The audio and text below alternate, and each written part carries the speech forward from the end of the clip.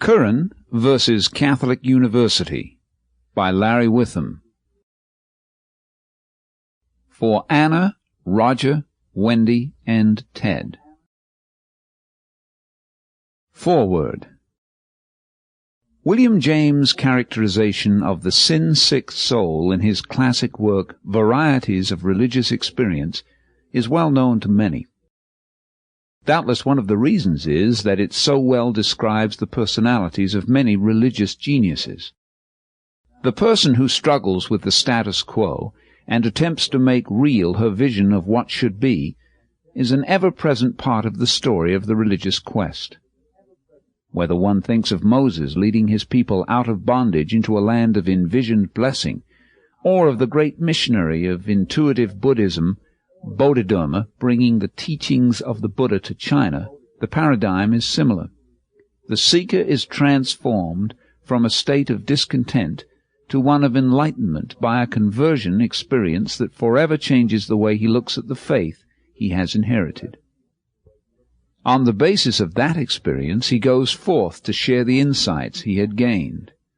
His struggles with doubt and indecision are reborn as a struggle against the shadows of ignorance and fear that cloud people's minds. At first glance, it seems absurd to see Charles Curran in the same light as Bodhidharma or Moses. Father Curran is not by anyone's account a firebrand. He's not a prophet claiming new revelations from on high.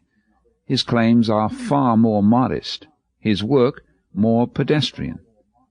He's a very decent fellow who has spent his life teaching young people about right and wrong and ministering as a priest of the Catholic Church. Yet the characterization of Father Curran as sin-sick is plausible in one important way.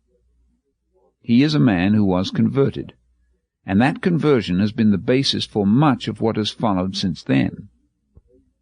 While not pretending to know the intimate workings of his soul, it is obvious that as a young man studying for the priesthood in Rome on the eve of the Second Vatican Council, he was profoundly moved by the promise of rapprochement between Catholicism and the modern world. That his area of study is moral theology, the one that, for whatever reasons, has preoccupied the Vatican in the years since the Council, accounts for both his notoriety and his troubles. But clearly Charles Curran, like so many others of his generation, is a believer in the idea that a new age dawned in the Church in 1960, and what remains for the faithful is the task of applying the insights of the Council Fathers and the... Sample complete. Ready to continue?